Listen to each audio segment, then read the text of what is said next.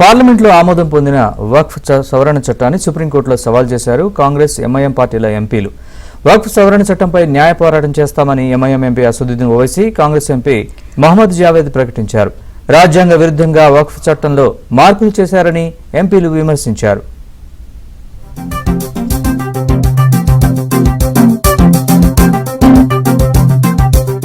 Parliament ఉభయ సభల్లో ఆమోదం పొందిన వక్ఫ్ సవరణ బిల్లు 2025ను కాంగ్రెస్ ఎంఐఎం సుప్రీంకోర్టులో సవాల్ చేశాయి. Congress MP Mohammed Javed, MIM chief Hyderabad MP Asaduddin Owaisi సుప్రీంకోర్టును ఆశ్రయించారు.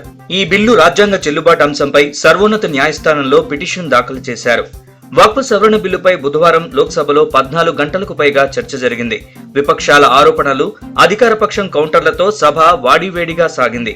అనంతరం ఓటింగ్ ప్రక్రియ నిర్వహించగా బిల్లుకు అనుకూలంగా 288 మంది, వ్యతిరేకంగా 232 మంది సభ్యులు ఓటు వేశారు.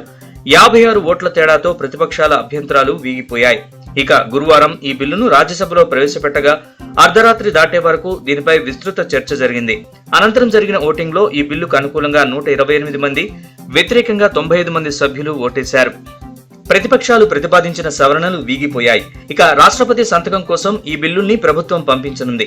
అక్కడ ఆమోదం పొందిన తర్వాత చట్టంగా మారనుంది. వక్ఫ్ బిల్లు పేరును unified Waqf management, empowerment, efficiency and development బిల్లుగా ప్రభుత్వం పేర్కొంది.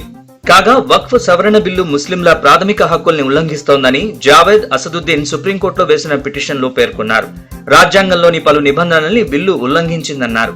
రాజ్యాంగంలోని ఆర్టికల్ 14 ప్రకారం సమానత్వం హక్కుని, ఆర్టికల్ 25 ప్రకారం స్వేచ్ఛగా తమ మతాన్ని అనుసరించే హక్కుతో పాటు, ఆర్టికల్ 26 ప్రకారం మత సంబంధమైన వ్యవహారాల నిర్వహణ స్వేచ్ఛతో పాటు, ఆర్టికల్ 29 ప్రకారం మైనారిటీ హక్కులు, ఆర్టికల్ 300A ప్రకారం ఆస్తి హక్కుల్ని ఉల్లంఘించేలా వక్ఫ్ సవరణ బిల్లు ఉందని తెలిపారు. ఈ బిల్లులో నిబంధనలు ముస్లిం సమాజ ప్రాథమిక హక్కుల్ని ఉల్లంఘించేలా ఉన్నాయని పేర్కొన్నారు. కేంద్ర ప్రభుత్వం తీసుకొచ్చిన ఈ బిల్లు వక్ఫ్ ఆస్తులు, వాటి నిర్వహణపై ఏకపక్షంగా ఉందని, ముస్లిం సమాజానికి చెందిన మతపరమైన స్వయం ప్రతిపత్తిని దెబ్బతీస్తుందని పిటిషన్లో పేర్కొన్నారు.